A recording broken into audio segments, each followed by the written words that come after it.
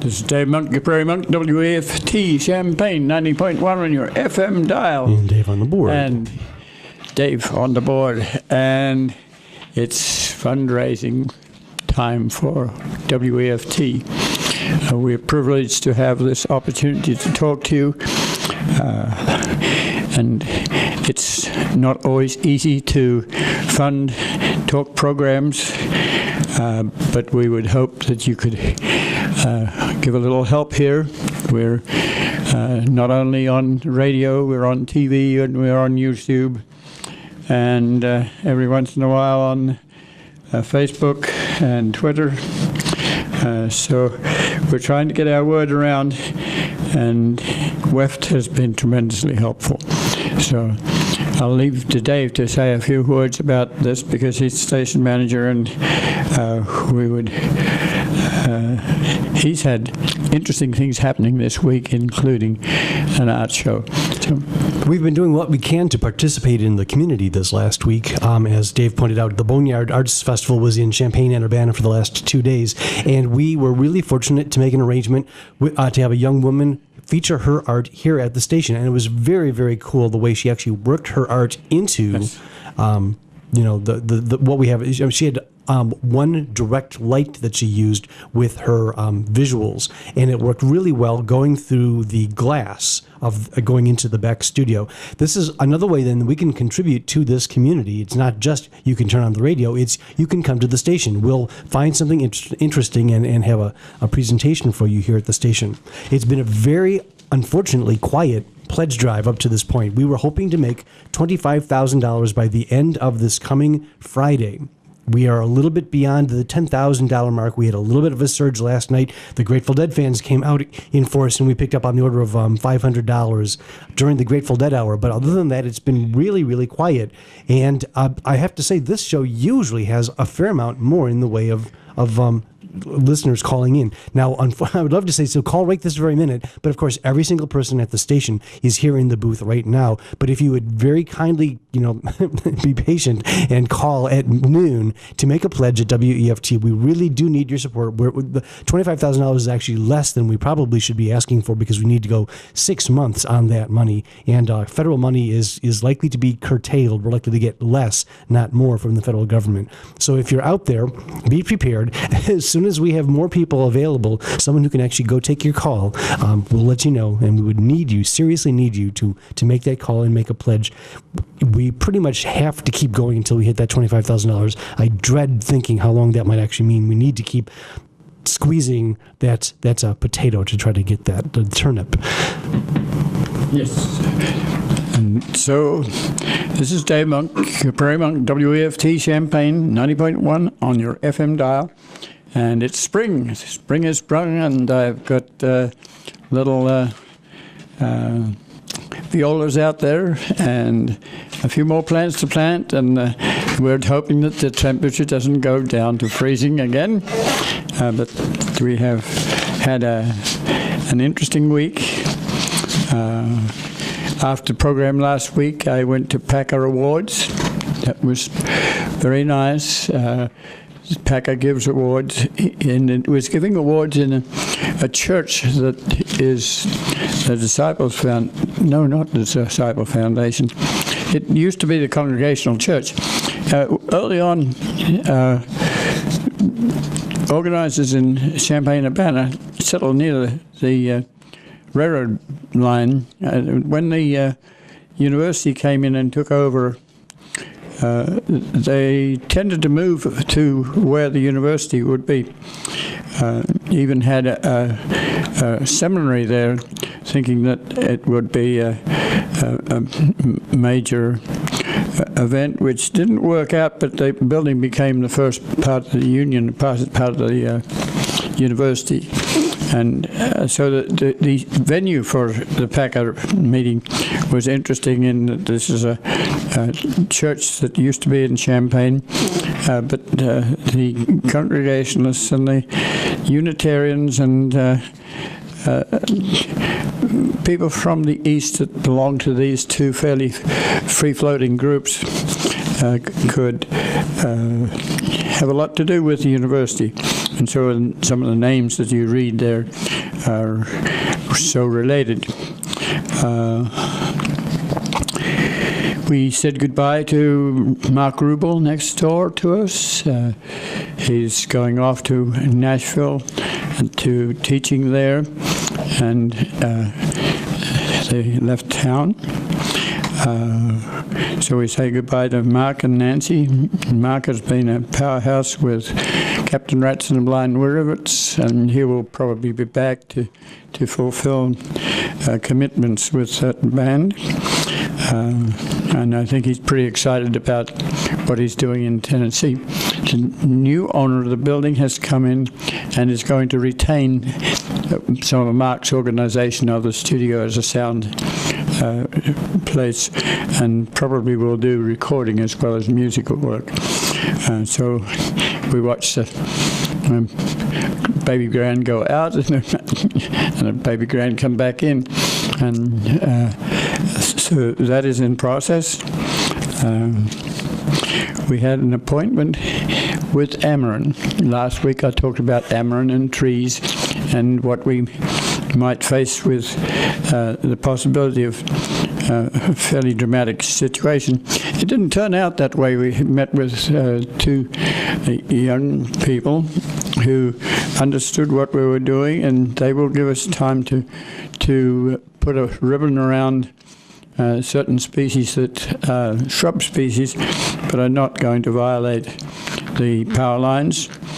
We worked our way up and down the power lines to see what problems we might have, and we took them to show the Monticello Sangamon Bridge Trail so they'd know the value of our land and where we're going to put in 4 miles of nature trail, and I thought that was pretty positive.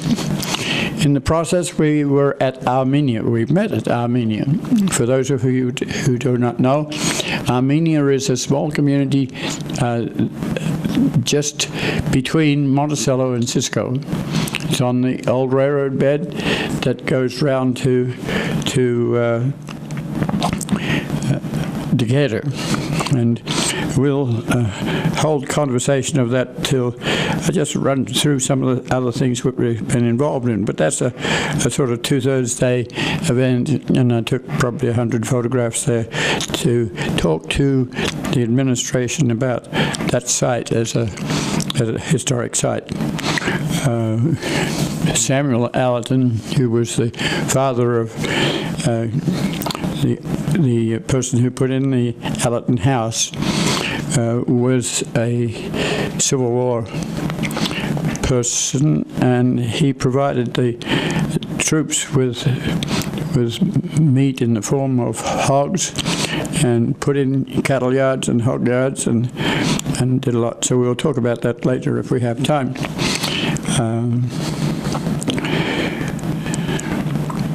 I went to Willow Branch. Willow Branch is a creek that runs near to Armenia, but it's had all its trees removed, and it's the sort of nth degree example of taking a look at the erosion, the soil that goes down through these meanders. Every time the creek moves in an S-shaped manner, it cuts in on one bank and then dumps on the other, and in the process a lot of material goes to waste down the Mississippi and into the Gulf, and so I spent some time with that. As I was photographing the fire chief from Cisco, Ron Washer,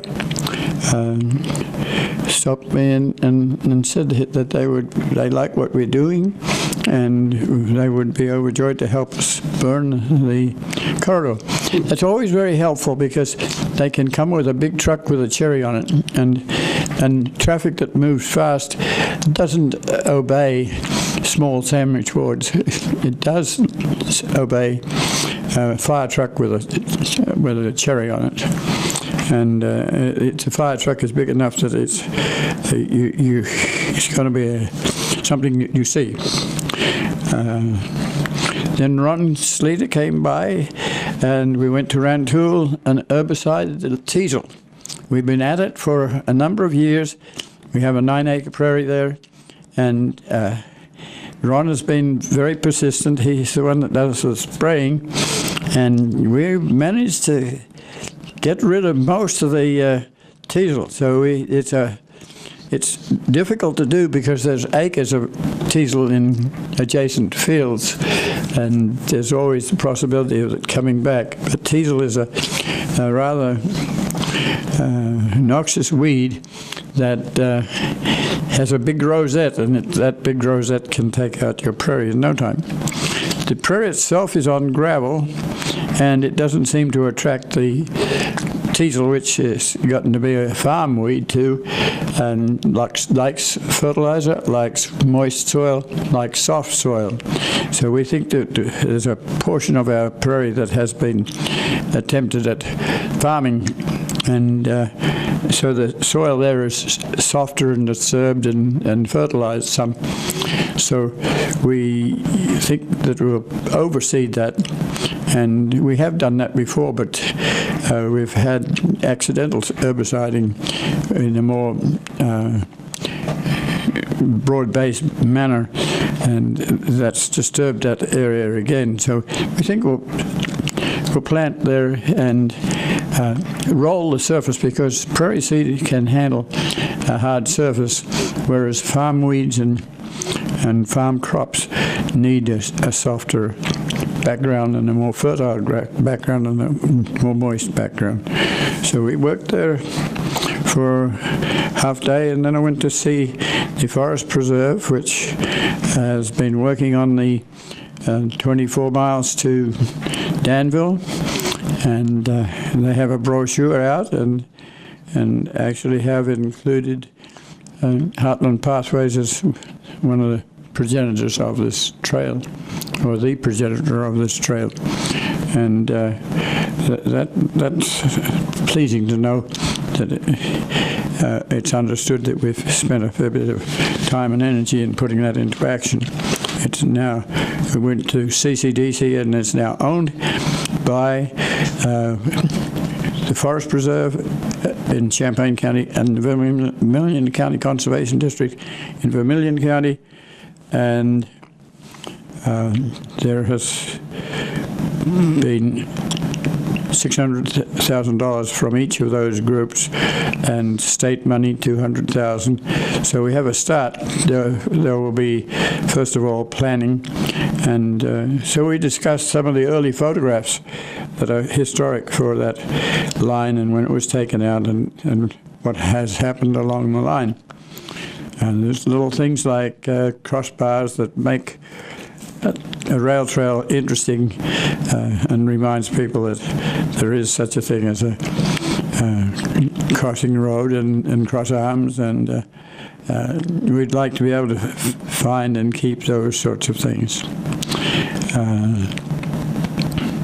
So that was quite positive, and we'll be getting back together. Dan Olson is in charge, and we had a fun discussion back and forth, knowing some of the personalities involved and some of the people that are associated. Came back to work with legal matters. We have a farm invasion, which is on a very good deed, which we own, and we've had that verified by an engineering company that's gone to the same records that we go to and verified what we have. And the question is, should we take out a court injunction? Even the down payment for a court injunction would be $10,000. That would be just a start. So the suggestion is, would we put forth a cease and desist order, and that would cost probably about $2,500. Not nearly as expensive. The other alternative is to actually contact the gentleman, and we have, and suggest that we've bought this bed for its soils and its prairie, and this is rather devastating to have it dug up for corn and soybeans. So there's legal action. And I'm just running through these things so you get an idea what an environmentalist does, because we're after people out there. Some of you are retirees, but some of you are young folk, and we would like to get you involved and so you know some of the things that we have to do each week. We had visitors. Kathy Lipperly came back with fiancé from Serbia, and they saw me at the dumpster, which is not an unusual place for me to be, and were reminiscing about times when Kathy was a volunteer, and she was introducing Eve. Eve is his name, but in Europe that is a male name, and in the US it's a female name. So we had this little discussion about this. It's a little bit like Merle. In Australia, Merle is a female name. In the US it's a male name. And we talked to a very friendly manner. These are people that come back to town for a short time, so they don't have too much time to be around. It was also boneyard time. We had people from Decatur that was probably coming here to be with the boneyard, but they had also recorded music with Rubel, and they'd also previously visited the Pocket Prairie across the way, so we had this conversation, which was rather exciting, and we went back to Rock Springs in Decatur, which is also a fairly well-funded nature museum, a little bit like the Anita Purvis Center, and has forests and prairie around it that is for public use, and it also has a historic house and it's storytelling and all the sorts of things that help people to understand their heritage. We had new people sitting on the stoop outside looking at the collectibles and whatnot that are inside the window. I have a lot of people do that. And then they come inside to have a look, see if there's things that are interesting. So we had several of those occasions. I met with one person and showed her the Pocket Prairie, and then later I was over at Common Ground, and we met again there. So we have people who are interested in WEFT, are interested in areas and Heartland Pathways, have some of the same interests, and that's helpful to know. I might add that at the Common Ground we now have Prairie Monk coffee mix, which seems to be fairly popular, and we get $1 a time when people buy that. So these things add together. I was there because I had been concerned about the Allerton Armenia complex, and I am aware that the Common Ground has an interest in promoting farmers that are interested in growing crops that might be a little difficult to grow because we have heavy soils. So things like that want to expand roots, like carrots and potatoes, and don't grow quite so easily here. So we have to be careful about what we grow. And so there's a day on April 26th, which is in the middle of the Ebert Festival, I'm afraid, which is a sort of a retreat to get farmers together and discuss some of the problems and whatnot. So I was talking to Maya Bauer, who's the educational officer, to see if there would be any interest in having a sustainable farm associated with the Armenia buildings, because this was, as I described before, a property that was bought by Sam Alton in that period when he was providing food for the troops in the Civil War. So one of the things that the Midwest did for the Union was to provide food. And for that reason, when people go to war, often farmers in the Midwest are not enlisted because the food is needed as much as the gunpowder on the front. So, and we hear from the historians that not all of this information is recorded very well. So we think that the Armenian site should be kept afloat, and something around it should be farming, and an alternative farm might be good. It would be, I would imagine, small, but large enough that you could make money off of it commercially. Technically, this acreage of soil is running at about $300 an acre for rental, and it's worth somewhere between $5,000 and $7,000 an acre. So you can't plonk down a farm that is an alternate farm that is good for Farmer Joe, but it's, or Farmer John, or Farmer, those sorts of farms are around where people like to get dirty and like to put in vegetables and like to even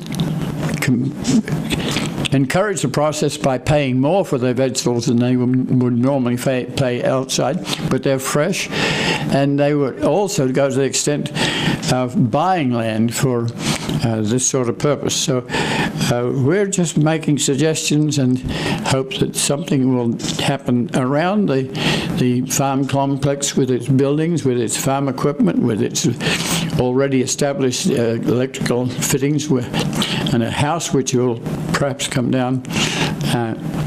And we have an elevator there, and we hope that it will become an icon on the prairie. So I was talking to Common Ground about that. Kim Campbell called up. He's a beekeeper, and he sells honey at the farmers market and the indoor market as well. He's aware that there's a little signal box over by the railroad that each year has a hive of bees in it. So I got hold of Tom Pantham, who's in charge of that, of Dr. Youngerman's area, and they inspected the little signal box, which was where the signal people used to work. And someday they'll be the Kuhn organization, that's the Kuhn's store, which is owned by Dr. Youngerman, would be glad to free themselves of this hive, which is not that violating, but it's not a bunch of wasps, it's a bunch of bees. So Kim has been working on that, but that's just one of the things that you handle during the week. We've had to talk about recyclables. I keep talking to people who come to put recyclables into the bins. I have one recyclable here that is a box. It's a box that has nice handles on it. It's very strong double cardboard, and it comes with comic books in it. And the people who bring these boxes don't take them back. They don't recycle. They don't recycle these boxes. So I took about 40 of those to Books for Prisoners, and they're glad to get them. They give them to people to take books from their book sales. So we also have a little argument about who puts plastic and aluminum into the can, and sometimes we find equipment there, computers, or this week I picked out a viable fan. So that should normally go to Marco's, the local salvage yard. Went to the Boneyard Festival, didn't get to all of it, which was, there are like, just for Urbana, there were 60 people, I think. I have it here. We have a list of all those people that doing boneyard things, and it's a lot. Yeah, it's 90 different agencies.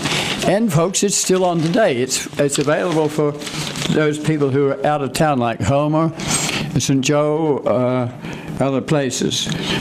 So think about getting yourself a boneyard brochure and following up, and just enjoy looking at some of the things we had. Yeah, and it extends way beyond. It's the arts festival. It's not simply artwork. It also involves music. In almost every one of these towns, you'll see some art on display, but there will also be live musicians playing. Yes. I heard on Kurt Paul's show here last night, he was promoting a concert that's coming up today somewhere in one of the towns. I'm afraid I don't know any of the details, but if you do, as you say, pick up one of the, and I'm sure that there's a website folks can go to. If you go to boneyardartsfestival.something, you'll be able to get all the details. It will be, if you start out at 40north.org, right at the very top of their front page. 40 North are the sponsors of this whole event. And if you go to their webpage, it will send you very directly to the information about the Boneyard Arts Festival. And as Dave has pointed out, throughout all the towns in this community, St. Joseph and Homer and Fithian and all these other little places. Fisher. Maybe Whiteheath, you never know. If you've ever wondered if they actually even exist, here's your chance to go out there and actually experience these places. And as I say, that not only will you see artwork on display, you'll also get to hear artists, musicians performing in many of these same areas. Well, WEFT was a part of this, and you had an artist here who did very interesting things with wire and putting the shadow of wire up, and it was more suggesting her own personality, but you put your own personality into it too. And WEFT was facilitating that. Do you remember the person's? Her name was Kuldeepa Mehta, and yes, it was very, very neat. I had gotten to meet her a couple of months ago at a sort of meet and greet when people who have venues like WEFT meet up with artists like Kuldeepa and talk with them and figure out, hey, maybe this would be a good fit for you to exhibit your art here.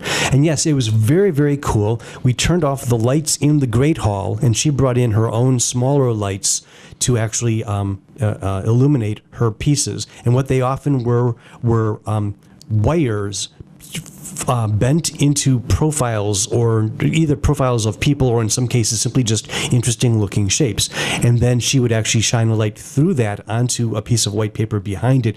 One of the pieces she actually came up with, she didn't shine the light onto the wire. She shone the light into a small pool of water, which then reflected off the water and then through, and so you actually got ripples of light as they came off of the waves in the water. Just the neatest stuff. And more than 50 folks came by here, but that's kind of a small number of people. I hope that she was satisfied with the number of folks who came out and got to see her artwork. Well, WEFT is not usually an art venue, but that's so is the other 90 places.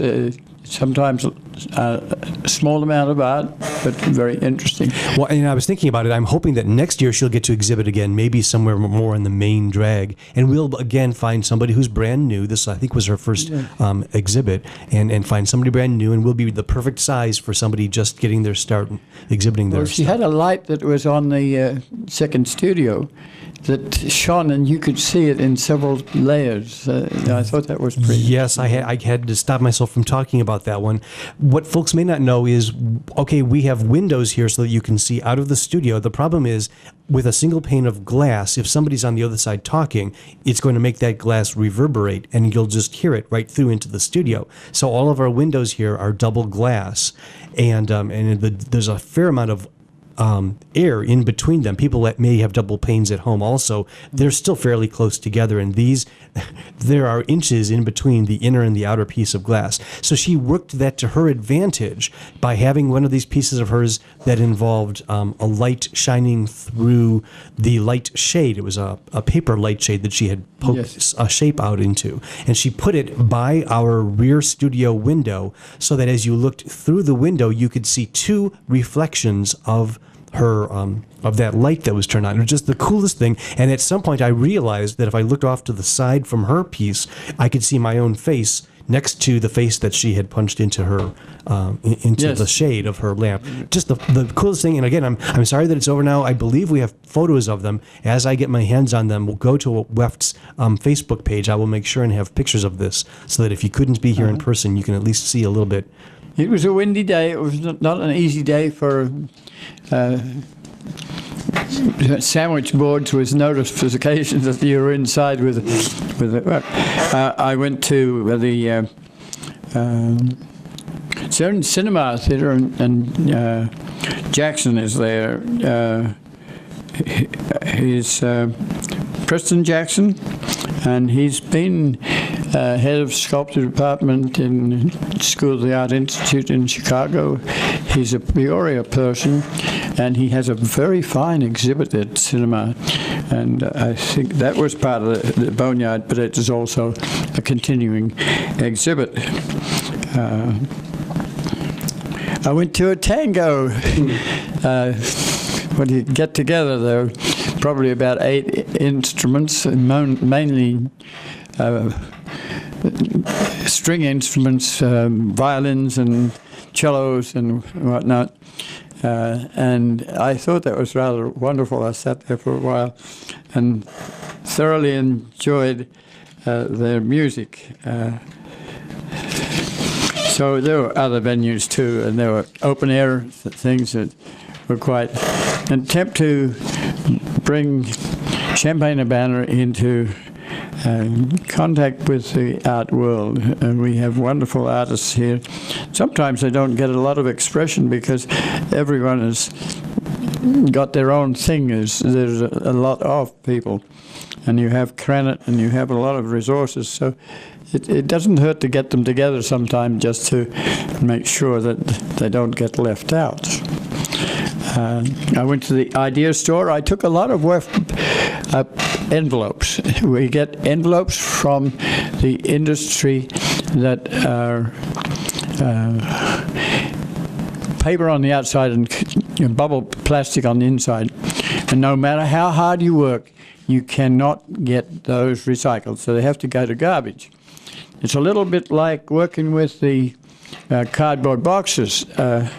If you can get the administration at the higher level to realize that if you took that paper and made a paper mache envelope, it would be totally recyclable. Or if you put instead of a paper outside, you put a plastic outside, it would be totally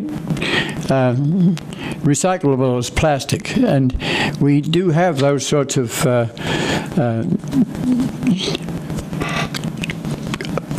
pocket sort of soft packages that CDs come in. So I took a bunch to the idea store. The idea store is very much involved with recycling things that are especially interesting. Sometimes they won't.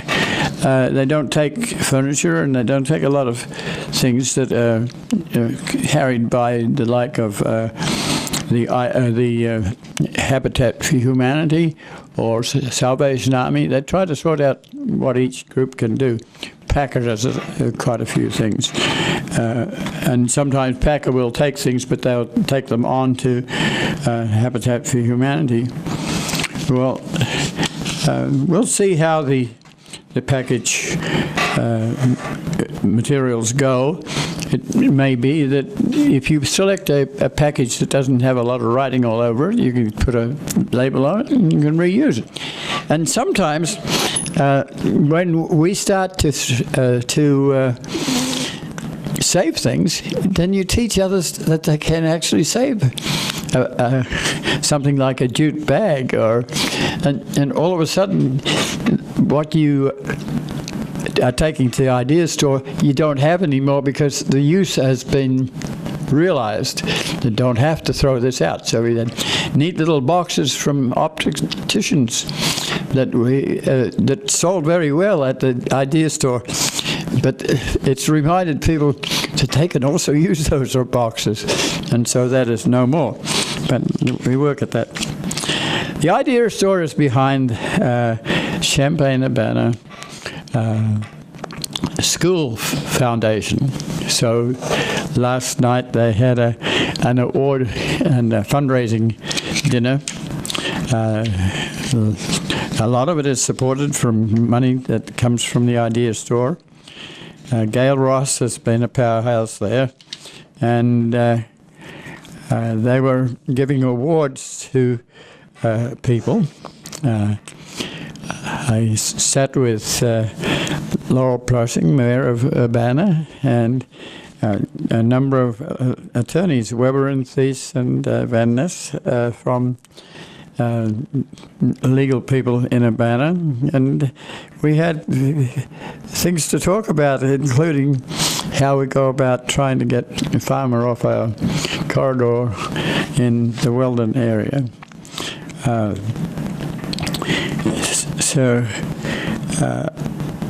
The awards went to a number of different people in the Urbana and Champaign area. One of them was Paul Tatman, who is from Urbana. These are all people who have been students at Urbana High School. It includes people like Roger Ebert and a whole bunch of people that have been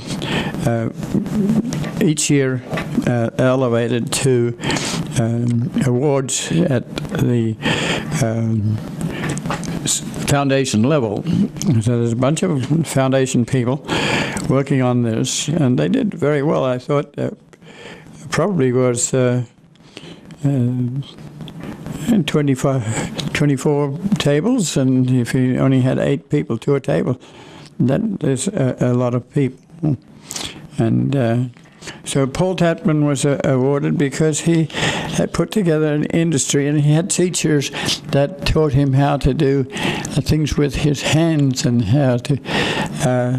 So he became a person, and if you want to find Tatman's organization, it's on Cunningham Avenue, and he restores cars and after accidents and things like that.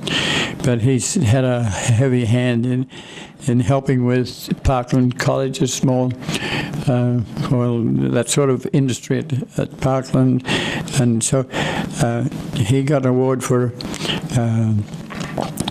being a business impact, where you often have high school students work part of their day with the school and then part of the day with an industry.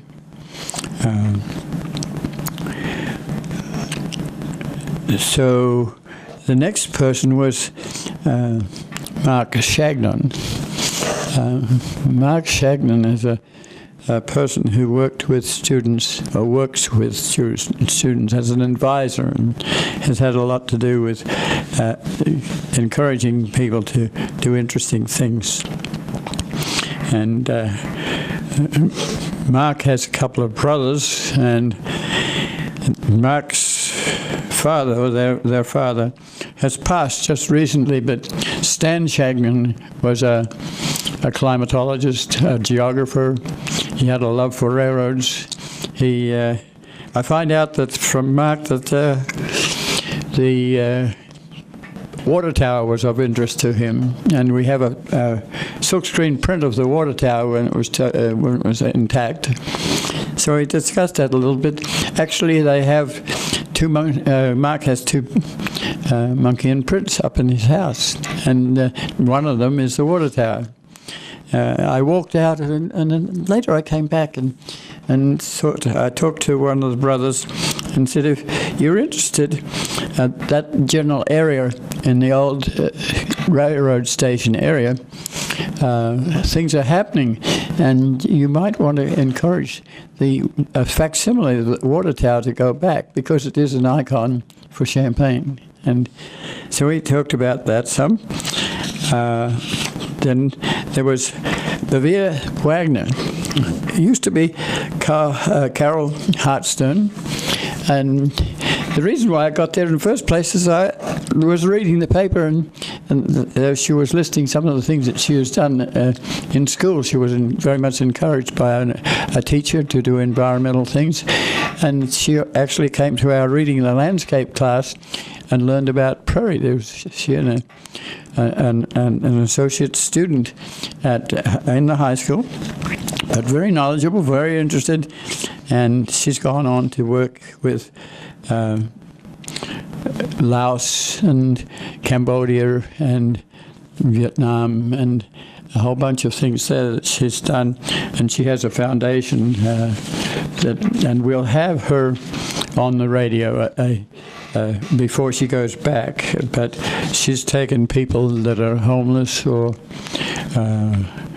have had unfortunate lives, and she gets support money from people that amounts to quite a considerable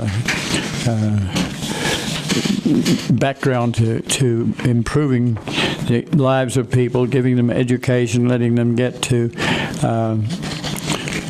high school and college. And so she was receiving an award as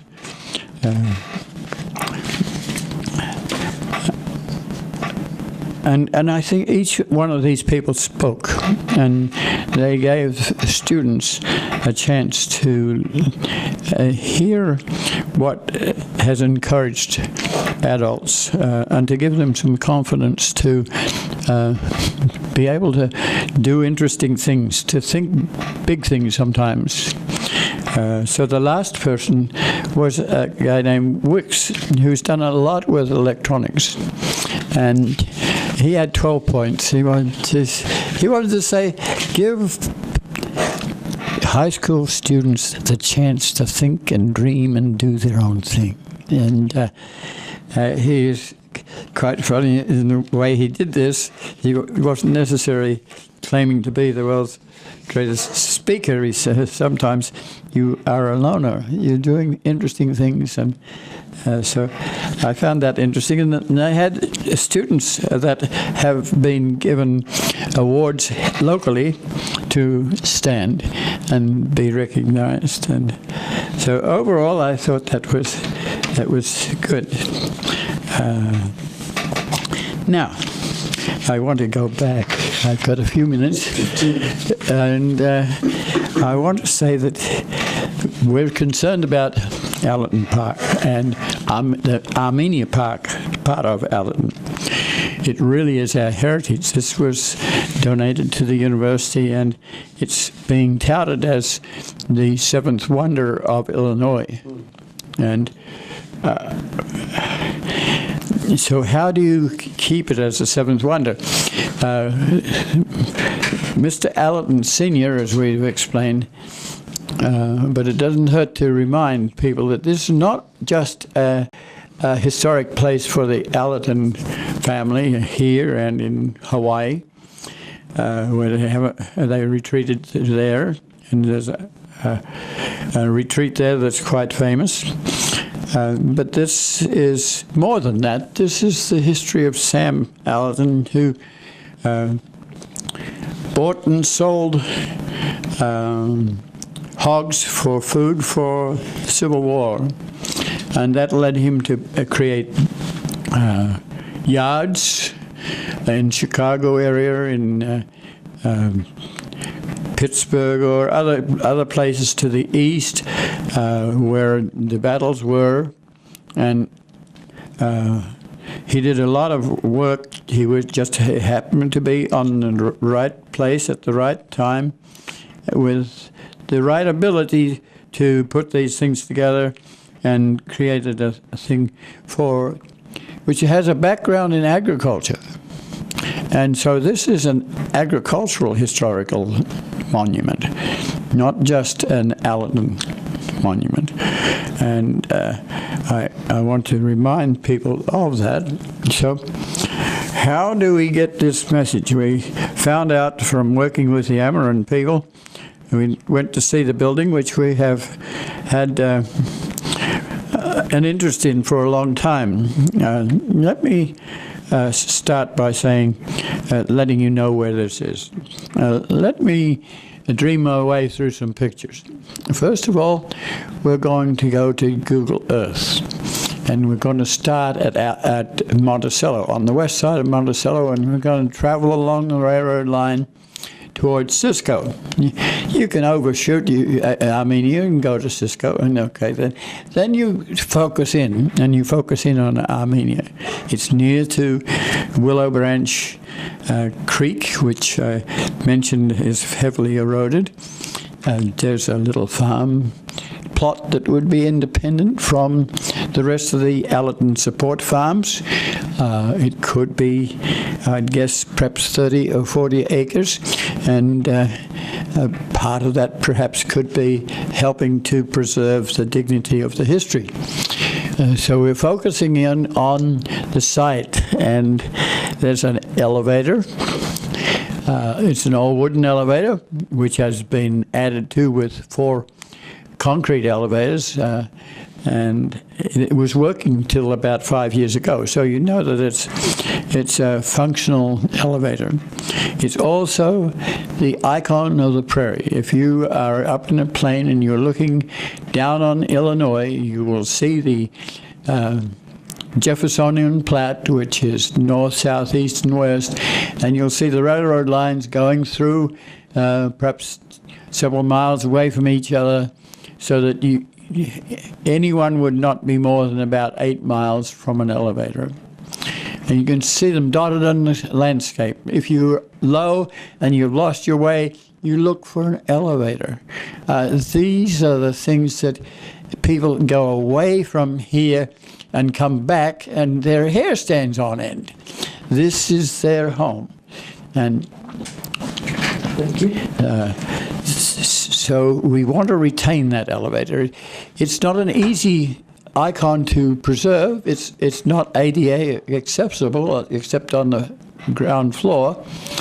And it's not really accessible to people because you go up onto the roof of this thing with a tiny little elevator which is hand-run and has a weight, and you can work your way up to the top. And if you're not very careful, you can let it go without a brake, and it can go through the roof. So it's something that you have to be delicate about.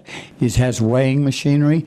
It used to have a railroad line right outside. So there's Mr. Allerton organizing a little community with a railroad station, with an elevator, with a house, with the trees that went with the house. Some of the trees are getting old. They're like walnuts, and you can see where the mowing equipment has gone around and sort of wrung bark the bottom. And so, but they're the older trees. Younger trees, like viburnums and the like, that gives you a character of a farming situation. There's a machinery shed which is losing its roof at the moment, but that could be a kiosk for showing people what this was and why.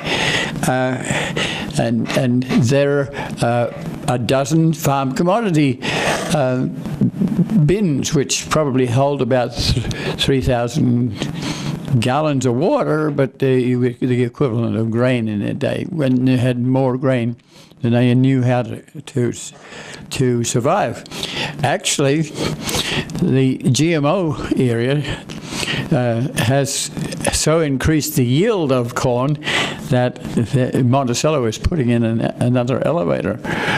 So these bins may be useful again, but I would like to think of sitting down a visiting crew, which is not just going to Allerton House, but going to Allerton Farmland to find out about farming. It's seemingly simple, but it's not so simple. There's a farm shed, a big farm shed for putting in tractors and combines and and planters and the like. And I'm thinking that all the electrical setups are there, all the contacts are there, and the house should remain because people with hand tools and the like would like to come in and out, and this can be a very friendly Farmer John type farm. And they're coming across the country, and what happens is that you're eating food that has not had to travel 100 miles or more than that. If you're getting your lettuce from California, it's a long, long way away. And perhaps we can grow lettuce, but it should be sustainable. It should be something that we can justify the use of this land, which is worth, if we rent it, it would be $300 an acre. And there have to be volunteers, and it's 25 miles out of town. Many of the Farmer Joe type farms are out of town. They're in little spots where it's not quite so easy to have 1,000 acres of grain or what have you. But sometimes it is with enough size of production. I've suggested switchgrass. I'm not awfully in favor of switchgrass, but switchgrass might be valuable enough to poke into a furnace to run the furnace on something other than coal. And it might also be something that you can digest with bacteria and generate something that you might want in terms of alcohol or something like that. The ethanol people are doing that with corn. So we may have to have some productive thinking about what you would plant and what would be justifiable. But I'd like the house to remain. It's already been assigned to the Northern Part County Fire Department without salvage. And this is a university building, and Packer has had for years and years and years a relationship with the university physical plant where it could go in and salvage the flooring or the barge boards around the dining room or windows or doors or what have you. And I suspect strongly that that hasn't happened. So I went to Packer with my proposal, which is a 5-page proposal for use of this territory. Could we institute a little short piece of railroad and put a hopper car next to the grain elevator? Could we use some of the equipment that is for planting regular crops to also plant an alternate crop? Could we have access to some of the buildings that are empty to store our equipment that we work on the adjacent railroad line? The university has already been generous enough to put 1 mile by 66 feet into a restoration prairie to encourage endangered rattlesnakes. And so there is a friendly relationship here, and we hope that we can save that house as a historic monster. It is not the sort of thing that is probably viable in terms of economically being valuable to restore and have someone live in. It's more likely to be used the ground floor to do seed preparation or wash your beetroot or what have you. Sorry, there was a historic what again? Oh, I called it a monster. A monster. I was trying to. What does it really mean? Monster. You seriously? You did mean monster just from its yes, I'm being Leviathan's. I see. It's. I refer to these things that are endangered as historic monsters. They don't always fit into everyone's thinking of what is valuable historically. But we're at that. And I think we've got 5 minutes left. So we'll say, this is Dave Monk, your Prairie Monk, WEFT Champaign.